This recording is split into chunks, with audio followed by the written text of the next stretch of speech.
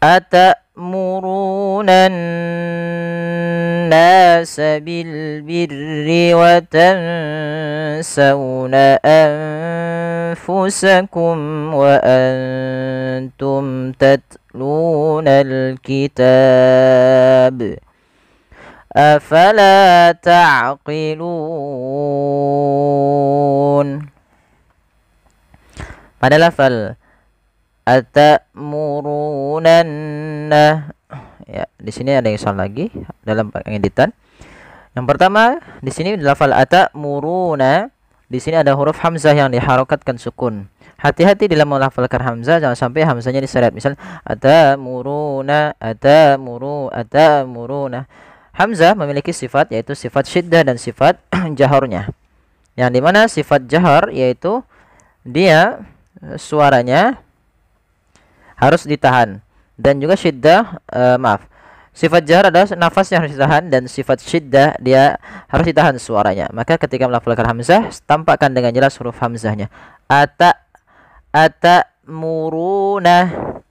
Kemudian pada lafal runa, di sini ada bacaan mad tabi'i, yaitu ditandai dengan huruf berharakat dhammah. Pada lafal ra, ra-nya berharakat dhammah bertemu dengan waw sukun, maka dia dibaca dengan mad tabi'i. Kemudian pelafal atamurunan nasa, pelafal an-nasa, di sini ada alif lam. Yang dimana alif lam ini kita namakan dengan alif lam syamsiyah, yaitu alif lam yang dimana kita tulis huruf alif dan lam, ya, alif lam, ya. Tapi alif lam ini tidak dibaca huruf lamnya dengan jelas. Biasanya kalau di awal ini bisa kita baca al. Sehingga di sini huruf alif lam syamsiyah itu adalah huruf lam yang dimana kita idghamkan kepada huruf nun. Awalnya al ketemu dengan nasun. Kemudian ditambahkan al, nasun dimasuki al menjadi an-nasu. Jadi diidghamkan huruf lamnya ke huruf ke huruf setelahnya. Sehingga huruf na-nya berharakat tasydid. Kemudian lafal an-nas, di situ ada lafal bacaan gunnah yang dimana adalah harakat nun yang dia berharakat tasydid. Cara membacanya adalah kita menahan suara n-nya sepanjang 2 harakat. Atamurunan nasa, jangan langsung nan nasa. Kebanyakan yang terjadi seperti itu, harusnya ditahan dulu sepanjang 2 harakat. Kemudian pada lafal nasa ada mad tabi'i lagi pada lafal na, yaitu fathah bertemu dengan alif. Kemudian bil birri ada alif lam qamariyah. Nah, di sini baru alif lam qamariyah, yaitu alif dan lam kita tulis tapi kita baca dengan jelas suara lamnya. Kemudian pada lafal birri, yaitu di sini ra, ada hukum tajwid sebenarnya, yaitu huruf ra yang dibaca dengan tipis, yaitu ra tarqiq, yang dimana huruf ra-nya berharakat dengan berharakat kasrah. Maka birri bukan birri. Jangan ditebalkan, jangan birri. Tidak, tapi birri. Atamurunan nasa bil birri. Kemudian kita masuk kepada lafal watansawna anfusakum. Pada lafal watansawna, di sini ada nun mati bertemu dengan huruf sin. Maka apabila ada nun mati bertemu dengan huruf sin, ini kita namakan dengan bacaan ikhfa. Ikhfa berasal dari kata akhfa yukhfi, artinya menyembunyikan. Ikhfa secara istilah adalah kita membaca al-qira'atu bainal izhari wal idgham. Yaitu kita membaca di antara bacaan izhar dan idgham. Kalau izhar itu nunnya kita jelaskan suara nunnya. Kalau idgham suara nunnya itu dimasukkan ke setelahnya. Kenapa dimakan idgham? Karena idgham itu artinya memasukkan. Nah, sedangkan ikhfa itu adalah membaca di antara keduanya, tidak diidghamkan dan tidak pula dijelaskan. Maka ada yang mengatakan dengan ang gitu, ya. Tapi dia tidak semua bacaan ikhfa itu ada angnya, tapi dia disamarkan saja, menyamarkan kepada huruf setelahnya. Watansa. Nah, kita langsung bacakan nunnya ke makhraj daripada huruf sin. Huruf sin itu ujung lidahnya, makhrajnya dari ujung lidah kita di antara gigi atas dan gigi bawah. Itu ada 3 sin, zai dan shad. Nah, itu 3 tempatnya sama. Watansawna. Sembari kita menahan dengungannya sepanjang 2 harakat. Tidak cukup hanya watan sauna atau watan sauna, tapi dia juga harus ditahan. Watan sauna anfusakum. Kemudian pada lafal sauna ada fathah bertemu dengan huruf waw mati. Maka ini kita namakan dengan bacaan lil. Kemudian pada lafal anfusakum, ini hukumnya sama sebagaimana ketika watan sauna, yaitu ada nun mati bertemu dengan fa, kita namakan dengan hukum ikhfa juga. Kemudian pada lafal anfusakum wa antum, ada mim mati bertemu waw, kita hukumi dengan bacaan idhar syafawi. Kemudian di sini arahnya harusnya akhir panah, itu ada bacaan ikhfa. Pada lafal nun sukun bertemu dengan huruf ta. Nah, ini sama seperti yang tadi ketika nun sukun bertemu sin, nun sukun bertemu fa, nun sukun bertemu ta. Nah, tapi untuk huruf ta ini kita kita samarkan kepada makhraj ta-nya saja. Huruf ta itu kita keluarkan daripada perbatasan antara gigi atas kita dengan gusi atas. Jadi dia di tengah-tengah itu. Jadi ta watan, maaf, di situ wa antu. Nah, ini juga kita namakan biasanya ikhfa aqrab. Ikhfa yang dekat dengan makhraj daripada huruf nunnya. Wa antum ya. Tahu ya, bukan dibaca wa antum, bukan, tapi wa antum. Samarkannya ke huruf ta. Wa antum tatlunal kitab. Kemudian pada lafal mim mati bertemu dengan huruf ta, ini ada bacaan izhar syafawi juga sebenarnya, sebagaimana tadi anfusakum. Suara mimnya harus kita jelaskan. Maaf, idhar syafawi apa maksudnya? Idhar jelas, syafawi berkaitan dengan bibir kita. Ada kata syafah, bibir. Sehingga huruf mim itu kan makhrajnya daripada bibir kita. Sehingga suara mimnya ini kita jelaskan ketika bertemu seluruh huruf hijaiyah kecuali mim dan ba. Maka tidak boleh ditahan. Kemudian pada lafal tatlunal kitab ada ta berharakat sukun. Nah, di sini pada lafal ta itu tak memiliki sifat. Yang pertama adalah sifat syiddahnya, yang kedua sifat jahar. Langkahnya membacanya disyiddahkan dulu, baru bukan jahar, sifat hamesnya, sifat hames. Maka dia at. Nah, untuk hamesnya, hames itu mengalirnya nafas, tidak terlalu banyak, tidak tats tidak, tapi dia tat sedikit aja, tat bukan tats tidak. Nah, ini sering terjadi itu tats terlalu banyak.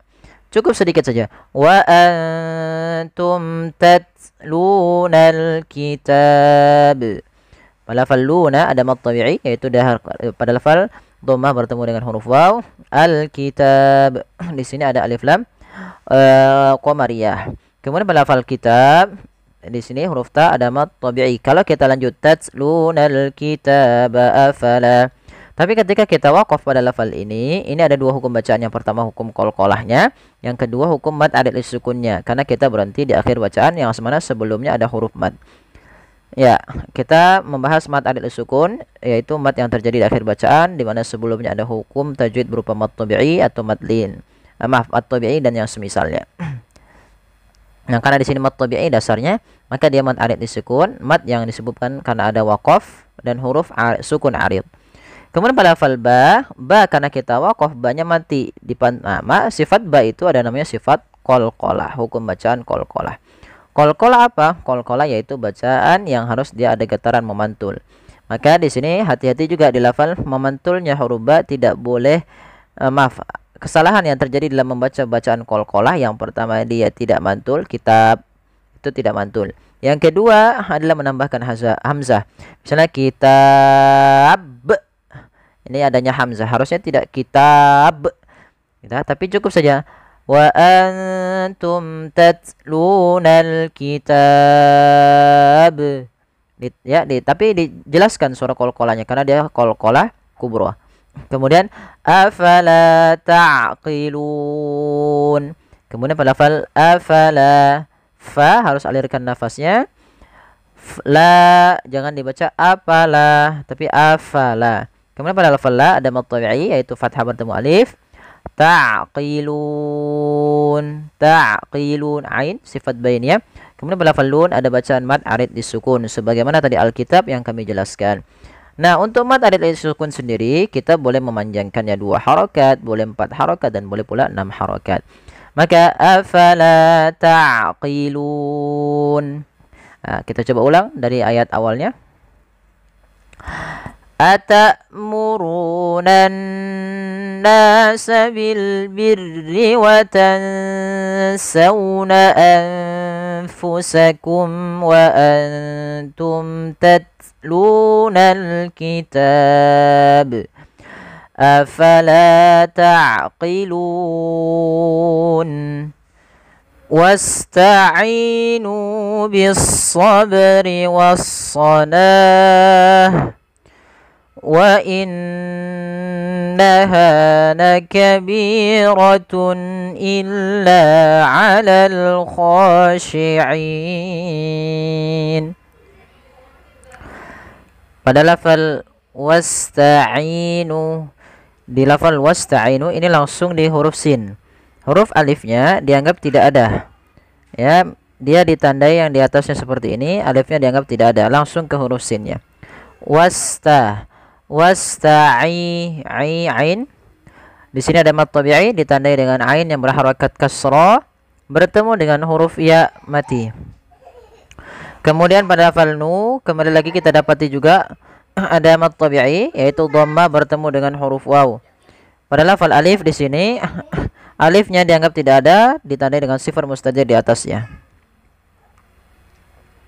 Kemudian lafal bis-sabri, bis-sabri.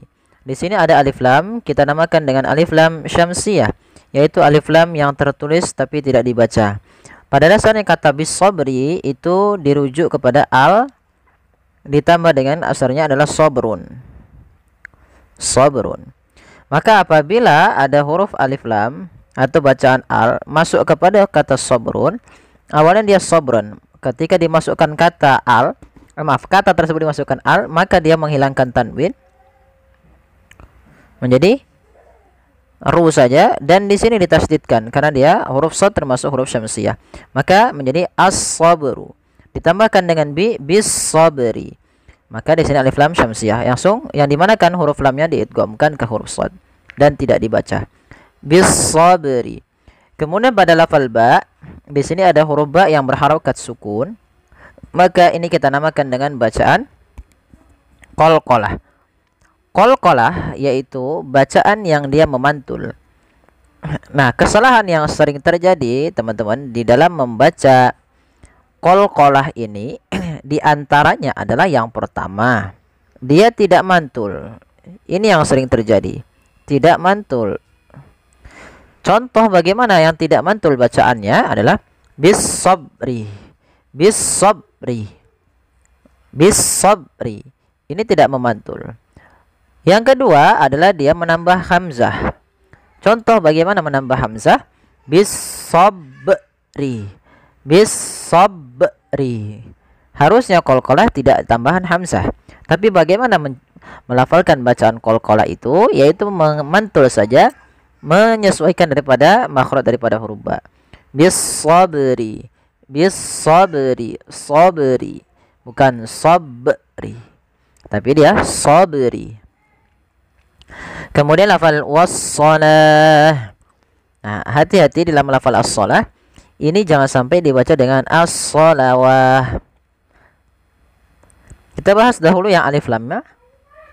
Alif lamnya sama dengan bis-sabri, yaitu alif lam syamsiyah.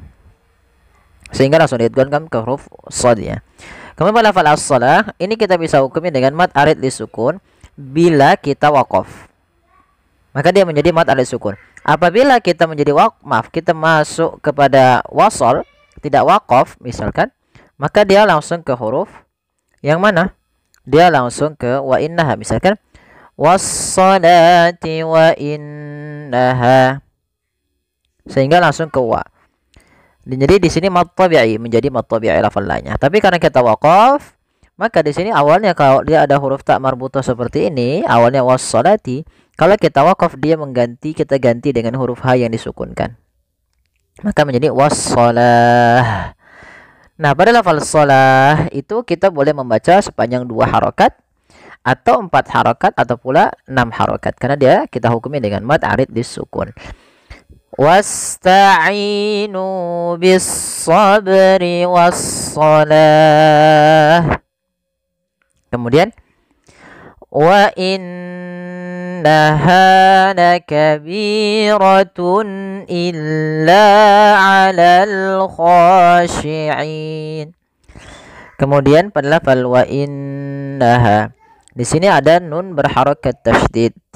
Apabila ada nun berharakat tasydid, kita hukumi dengan bacaan gunnah, yaitu suara nunnya kita tahan dengan sepanjang 2 harakat. Wa innaha, tidak langsung dibaca wa innaha, tapi ditahan dulu suara gunnahnya sepanjang 2 harakat.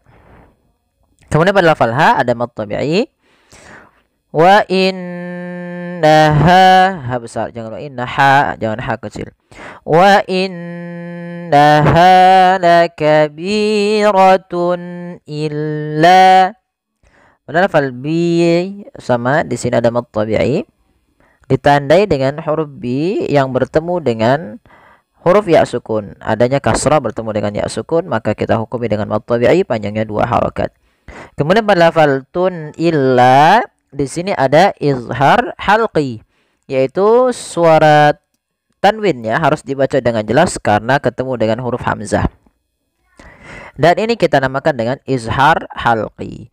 Izhar artinya jelas, dari kata azhara yuzhiru artinya al-bayan wal wuduh, tampak jelas, jelas. Halq itu berasal dari kata tenggorokan, maaf. Al-halqu berarti tenggorokan. Yang dimaksudkan huruf-huruf yang kita temui setelah huruf tanwin itu adalah huruf yang keluar dari tenggorokan. Salah satunya di sini adalah huruf hamzah. Di antara yang lainnya ada huruf ha, ain, wain, ha, kha. Nah, ini huruf-huruf yang lainnya selain daripada huruf hamzah yang dia dikeluarkan dari tenggorokan kita. Maka di sini harus dibaca jangan jelas surat tanwinnya.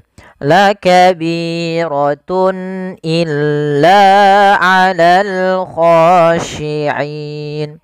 Lafal illa ada mad tabi'i lagi, yaitu ditandai dengan la yang bertemu dengan alif.